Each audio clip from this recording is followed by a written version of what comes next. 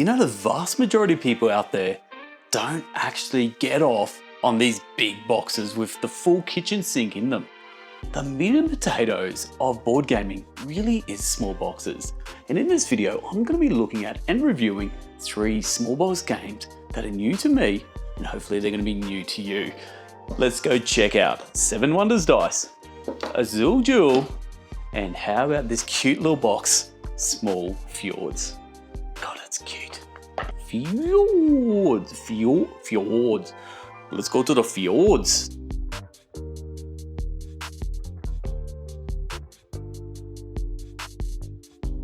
Small Fjords is a 2-player area majority game where you'll be playing as one of 2 clan leaders fighting each other over the fruitful plot of land along Norway's coast.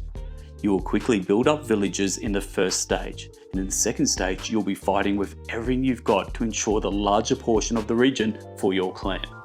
Fjords is a tactical battle for the best land in Norway. The year is 2005 and designer Frans Benno de Long created the board game Fjords. Now that was published by Hans Gluck, and it was, how do we say, well, it was rather 2005-ish, and by saying that I meant it was kind of ugly. So fast forward now to 2022 and all of a sudden publishers said, you know what, let's take old games, make them hot again, and that's what Growl Games did with the board game Fjords. Now this 2022 version had everything, had the expansions in there, had the beautiful Best Sobel artwork, and it had the same great gameplay. But you know what, it still wasn't right. This game played a little bit on the long side, and people said, you know what, Growl Games, you can do better than that. So they said, hold my mustard, I've got for you Small Box Fjords. This is the same great game, but plays in 20 minutes. You still are 2 Viking clans going at it, putting out your little longhouses, putting out your little villages there to create and take over the land, the Norwegian fjord land. 3 things you need to know about Small Fjords. Well, firstly, you're going to assume, looking at this small petite size, I'm not talking about me, I'm talking about the game, you would be thinking you're not getting the full Fjords experience.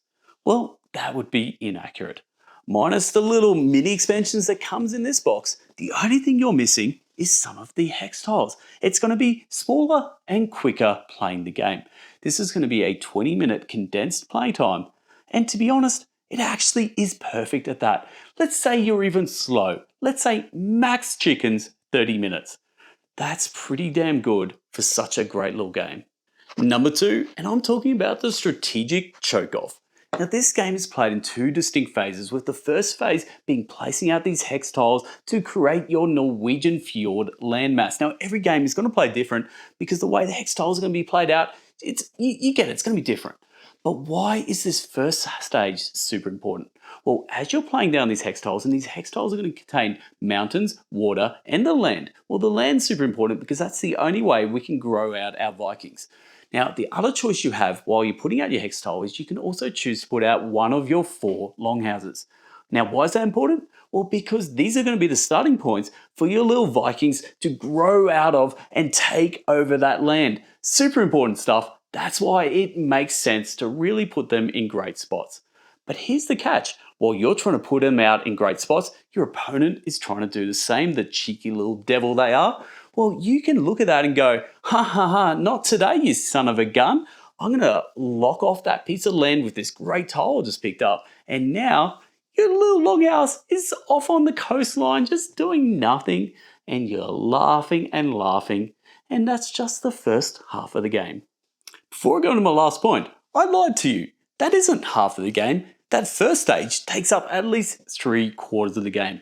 And this is the third point I want to talk about. It is that last quarter of the game. It is putting out your Vikings. And this is the area majority part, which is exciting. This is why you play this game, to do this last 5 minutes. Because what you're trying to do now is you're playing a game of 3D fjord chess. You're trying to put your Vikings out, trying to cut off areas because it's now just area majority. You get it. You want to cut off areas so they can put out less of their tokens. You want to put out more of your tokens. If you put out more of your tokens, you win. The game is super simple, and the best thing about this game is that final 5 minutes, that final rush, that final moment where you realize, are your longhouses in good starting points or not? And you find out if you win. this is the version you want. Bigger version plays too long. This travel version is perfect size-wise, perfectly, time-wise perfectly, and it also has a solo mode. It is absolutely spot on. Add it to your collection.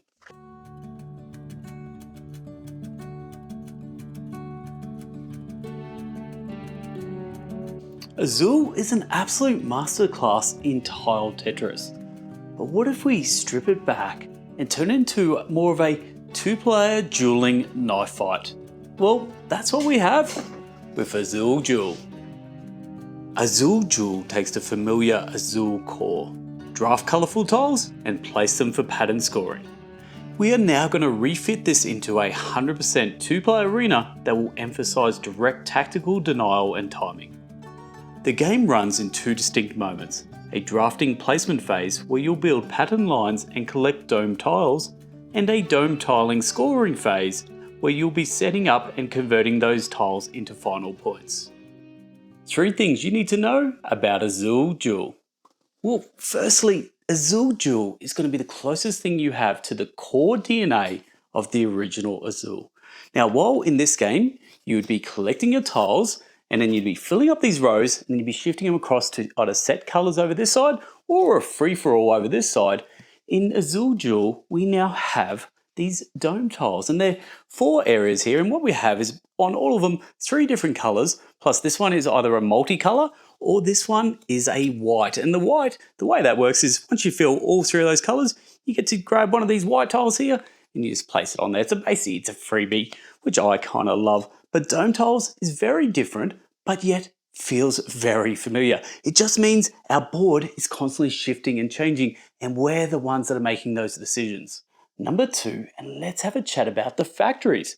On these factories, we have a sun side and a moon side, and the moon side has a little bonus token there for now. Now, as per the original Azul, we're going to go to one of these factories and we're going to pick a colour. We're going to take all of the tokens from that colour there, all of the tiles there. Now, what have we got left over? Well, normally in the original Azul, we'd go put that into a central pool. Awesome. But from here, we actually now have a choice. We can stack them in any order we want, and I'm going to choose this order, and then you're going to put it on the moon on top of that bonus token. Then as we go around, eventually we're going to start having to pick from the moons. And again, we can go around to all of the moons there, and maybe we can pick all of the yellows that are on top of the moons, and we grab them. Awesome. Then eventually we get rid of these blues. Then eventually we got these little bonus tokens left over. Now we can actually select one of these bonus tokens as one of our actions. Now these count as half a tile. We collect 2 of the same colour, we've got ourselves a full tile. Amazing. And my last point was, did we actually need a 2-player only version of Azul? Considering the original Azul played great at 2 players. Summer Pavilion, a little bit easier, again plays great at 2 players. Queen's Garden, probably more complex, plays great at 2 players. Most of the games in the franchise play great at 2 players. So I'm going to say, no, we didn't need it. But then, I'm glad they did. I know that seems counterproductive to what I'm trying to say right here, but this Azul Jewel is actually my favourite version of Azul now. I don't know what it is, why I need it so much in my collection, but I do. Jewel's very, very good, and if you play Azul at 2 players, definitely get this. Don't just think because you've got the others that, you wouldn't bother. Bother. Do the thing which is shopping and purchasing, because Azul Jewel, really, really good game and the best game in this franchise. 7 Wonders just keeps coming out with new identities. You have the original card drafting, you have 2-player dueling, you have the family-friendly architect, and now we have 7 Wonders dice, the simultaneous roll and write. Actually, shake and write.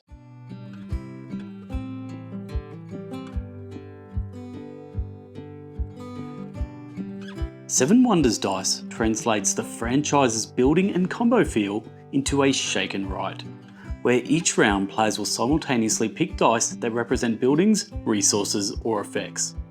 This forum mechanic, where you'll shake the box to randomise the die cost, injects a tactile reveal. Players will then pay the gold, choose dice simultaneously, and then mark or build on their personal city boards. 3 things you need to know about 7 Wonders dice. Well, let's get this elephant out of the room. And I don't know why there's an elephant in the room, but that elephant is in the shape of this little box here, this little box of goodies. Inside this box, you're going to hear multiple dice. And this actually houses the best mechanic in the entire game, which is this forum mechanic, where you're going to roll the dice around and they're going to fit into one of 4 quad spots there, and that's going to represent the cost for each of those die. So if you pick a die from that spot there, it's going to cost you 1 gold, 2 gold, 3 gold, and a freebie down there, 0 gold. So very cool mechanic, except the issue at play is, while I enjoy doing that, I don't like doing it every single turn. Oh yeah, and just do that over and over and over again. But look, forget about all that for a second. Let's actually appreciate this is awesome. This is an awesome mechanic, an awesome idea, and actually pulled off really well in this little cardboard little dice tray. Number 2, and I just don't know how I feel about this. Most of these sort of roll and write games have these erasable felt markers that just erase off, dry erase markers.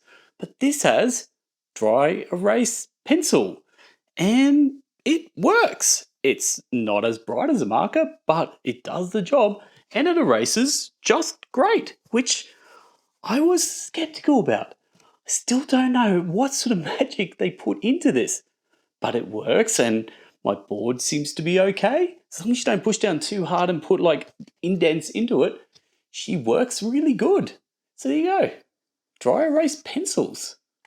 And my last point is by far and away the most important point.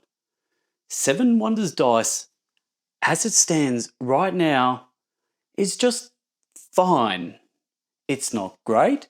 It's a roll and write that is enjoyable, but there's no real overarching strategy. There's something just missing, and I fixed all that.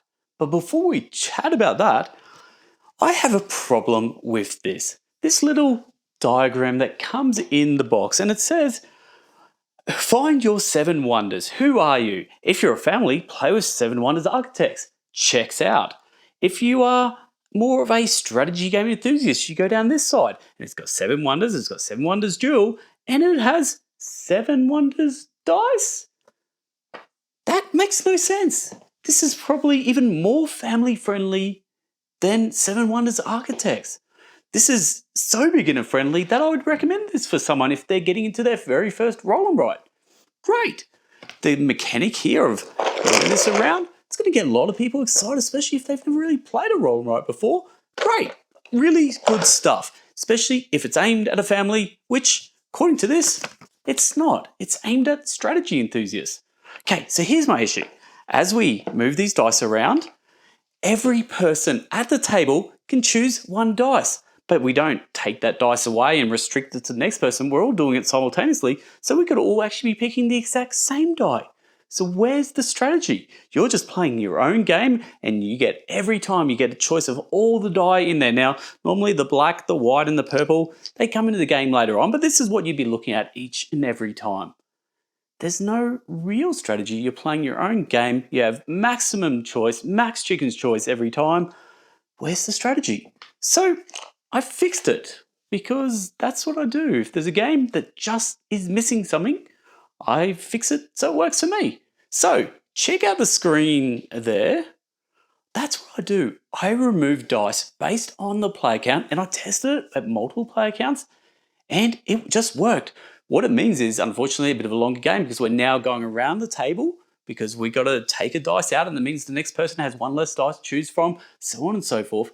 But it creates strategy, actually creates conflict around the table, which creates fun. Now, as I'm editing this, I feel like I come across as an obnoxious dingbat. I don't mean to. I think I play too many games, and because of that, I know what I like and what works for me. And sometimes I forget there's a greater audience out there. So if you are new to gaming or you're quite, I guess, more of a beginner, then 7 Wonders Dice is actually a good roll and write.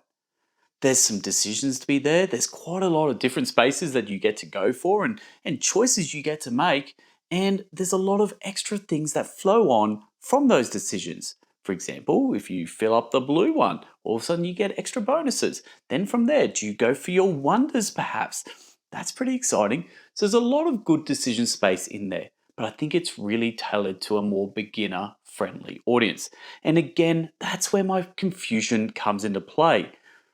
I don't understand what they're actually aiming for, and I kind of wish it was just aimed at beginners. Because I'm not a beginner and because I want more crunch in my games, and when I'm playing with a group of people around the table, I want it to be more interactive. I want to be able to take that dice and someone around the table goes, God damn it, I needed that dice. And that's to me is a lot of fun. So look, take it as you will. If you are beginner friendly, great little roll and ride, shake and ride there. If you're a more experienced gamer, maybe this isn't going to push you enough. So yeah, I am a little bit confused on what they're going for, but I don't want to take away from the fact that this is a solid roll and write with a really cool dice mechanic.